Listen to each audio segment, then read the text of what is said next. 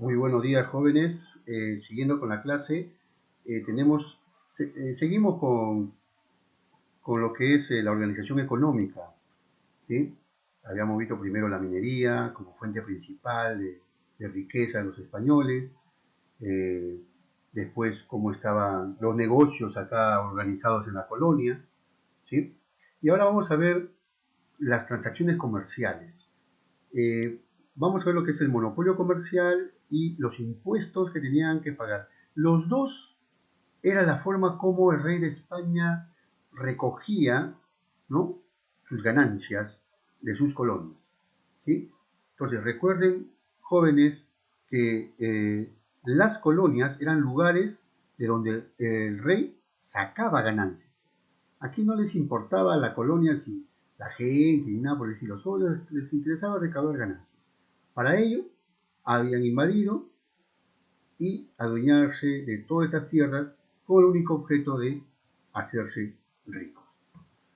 Entonces tenemos aquí las transacciones comerciales, dos aspectos importantes, el monopolio comercial y los impuestos. Veamos lo que es el monopolio comercial. Un solo país puede comerciar con todo su colonia. En este caso, España comercializa con América. Un solo país con todas las colonias. Eh, si otros países, por ejemplo, Inglaterra, Francia, Italia, este, querían comercializar con las colonias americanas, tenían que pasar por España primero. Y para ello, el rey de España crea una casa para controlar esto. ¿Cómo así? Esta casa se llama Casa de Contratación y se le va a llamar Casa de Contratación de Sevilla porque justamente está ubicado en la ciudad de Sevilla, cerca al puerto de Sevilla, ¿no?, de donde van a salir todos los buques hacia las colonias americanas. Eh, la Casa de Contratación controla, esa es su labor principal, ¿no? Controla el comercio. Por ejemplo, si italianos, ingleses, mismo españoles quieren llevar sus productos a las colonias, la casa de contratación les va a dar el permiso. Decide si esto pueden llevar, esto no pueden llevar, etcétera, etcétera. Y los comerciantes pagan un impuesto allí para que luego su mercadería pueda viajar tranquilamente hasta las colonias de América, ¿sí? Ahora,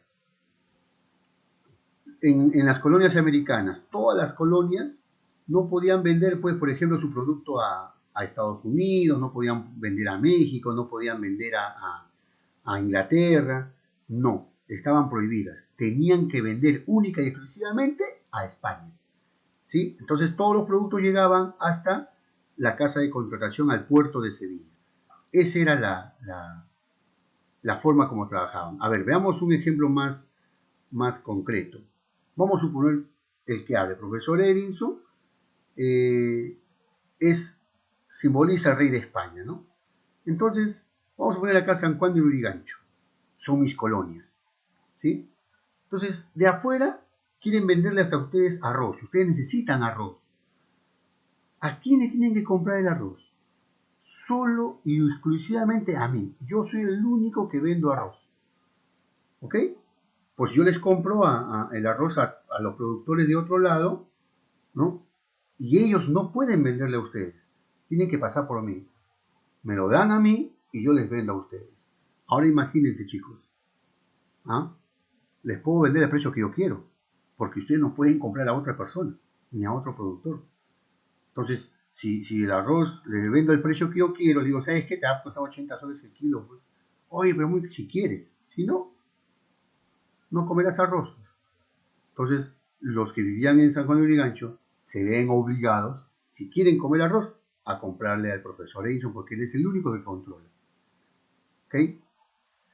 Al revés, ustedes producen también su papa, su quinoa, ¿no? Producen productos naturales y quieren vender a otras afuera de San Juan de Urigancho. No pueden hacer. Al único que le tienen que vender sus productos es a mí. Y ya saben lo que va a pasar. A ver tú, Juan Pérez, Tienes un costal de papas. Muy bien. ¿Cuánto lo vendes? 80 soles, señor. Si quieres te pago 5 soles. Si quieres, ¿ah? No, pero señor, no, si quieres. Si no, que tu papa se pudra y no venderás. Porque al único que le tienes que vender es a mí. Entonces, esa forma de abusar se traduce en el monopolio comercial. España es el único que puede comercializar con las colonias, tanto vender como comprar, ¿no? A través de la casa de contratación. Eh, Bien, las encomiendas son una otra forma de repartirse las tierras en las colonias, ¿no?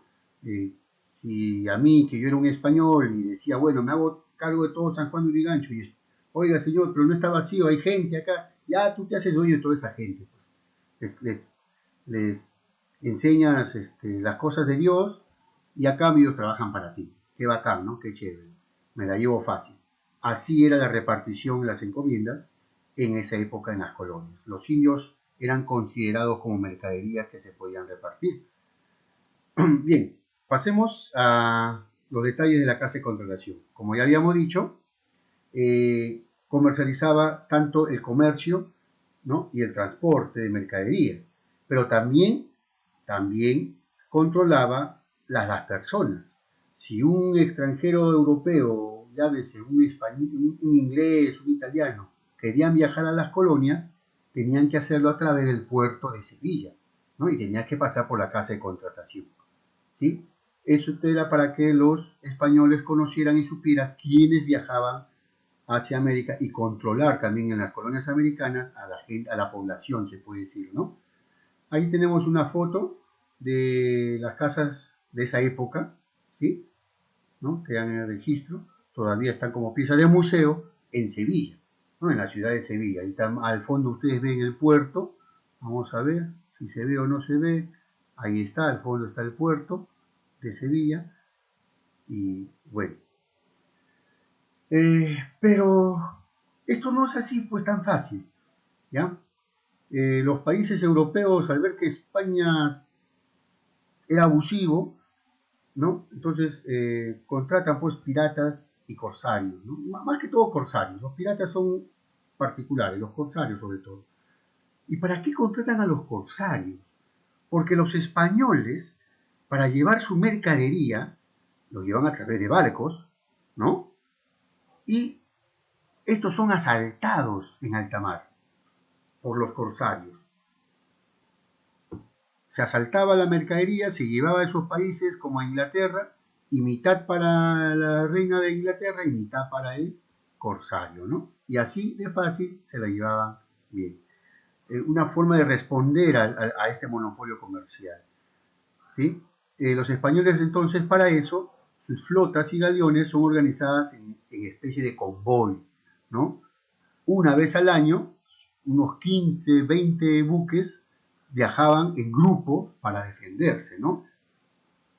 Igual, iban escoltados por buques de guerra español para no sufrir, pues, el asalto de los piratas y los corsarios. Los piratas son gente delincuente que asalta para ellos solos.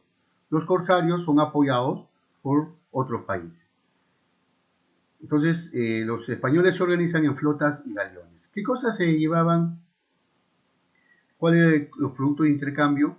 ¿Sí? De España traían hacia las colonias textiles, de lino, de seda, de algodón, productos manufacturados de Italia, de Francia, ¿no? De Flandes, que es Bélgica, que es Bélgica actualmente, Inglaterra y Granada, ¿no? También traían esclavos de África, ¿sí? Y el azogue, ¿no? Para separar el oro de la tierra, etcétera, etcétera. Aceites, bueno. Y de América se llevaba, pues, lo más valioso: plata, oro y monedas, ¿no? El tabaco, la cochinilla, que es un tinte, un animalito que crece en las plantas, sobre todo en las partes de Ayacucho, Andahuaylas, ¿sí? Y que sirve para colorear, ¿no? Un color rojo, púrpura, fuerte, bastante fuerte. Y luego el cacao. Bien, ahí vean las toneladas que se lleva primero de España hacia, del Perú hacia España, ¿no? 17.000 toneladas en el siglo XVI, 420.000 toneladas en el siglo XVII, 740.000 toneladas en el siglo XVIII. Qué bárbaro, qué bárbaro. Bueno, estas son las rutas las rutas, dos rutas especialmente del Callao, que venía del Paraíso, atracaba en el Callao y del Callao se iba hasta Panamá, y de Panamá se juntaba con el de México y directo a Sevilla. ¿Sí? Ahí está, Sevilla. Y la otra por Buenos Aires, desde el Río de la Plata, directamente a Sevilla. Bien, los corsarios y los piratas asaltaban estos buques tanto acá, en esta parte del Pacífico, como en el Atlántico también, ¿no? Bien, pasemos a los impuestos ahora. A ver, los impuestos. Otra forma, o sea, el rey no perdía en nada, todo cobraba, todo cobraba. ¿Sí? Y el rey ni siquiera conocía las colonias americanas, nunca se dignó siquiera a viajar a ver cómo era, no, el rey vivía en España. Y entonces ya vemos el quinto real, ¿sí? Que era la ganancia de la quinta parte del oro extraído, se la llevaba el rey, ¿sí? Otro impuesto, el almojarifazgo, derecho de aduanas. A ver, para que me entiendan, si yo producía, por decir un ejemplo, papa y quería venderlo en Europa, al llegar al puerto del Callao, porque todo era trasladado por buque, por pasar ese puerto yo pagaba un impuesto. Ese impuesto se llama almojarifazgo. Al revés, de España llegaban productos a América, a Lima, llegaban al puerto del Callao y por atracar en el puerto del Callao esos productos pagaban un impuesto también. Eso se llama almojarifazgo. Otro, la alcabala. A ver, si yo tenía un terreno quería venderlo, ¿no? a otra persona, por vender pagaba un impuesto, ¿sí? Porque suponía que estos son terrenos del rey y que el rey te los dio por la gracia, recuerden eso, ¿sí? Y al vender yo pagaba un impuesto al rey de España, ¿sí? Si vendía esclavos, igual manera, ¿ya? Bueno, acá vamos a borrar esta partecita, ¿sí? Bien, este impuesto era pagado por los vendedores. Tenemos el tributo al indígena. Mira, al indígena le hacían pagar, o sea, aparte de quitarle sus tierras, y los que se quedaban con sus tierras para trabajar, como en la práctica estas tierras ya no era del indio, ahora era del rey de España, tenían que pagar impuestos pues por trabajar esas tierras, ¿no? Y eran obligados a pagar entre 18 a 50 años. Primero pagaban con especies, con productos, luego con dinero. Otros impuestos está el diezmo, la medianata, las derramas, ¿no? El diezmo, ¿qué cosa era? Un impuesto del 10% que se pagaba para la iglesia, ¿sí? Recuerden que los españoles traen la religión católico-cristiano que el Perú hasta hoy en día mantiene, ¿no? La medianata. Bueno, la medianata es un impuesto que pagaban los funcionarios que trabajaban para el rey acá en las colonias de medio sueldo, ¿no? De medio sueldo. A ver, vamos a suponer que yo entro a trabajar en la municipalidad y gano 5.000 soles. Como la municipalidad es administrada por el virrey y por el rey, 2.500 soles todo un año tenía que pagar, ¿no? Como impuesto al rey. Y yo me quedaba con 2.500. Y después ya el segundo año ya pagaba mucho menos, ¿no? Y así, la de ramas también es otro impuesto. No, acá lo que es un impuesto, pero que ya es un impuesto externo. Más bien acá lo quisiera cambiar por la avería, que está en el libro, ¿no? La avería.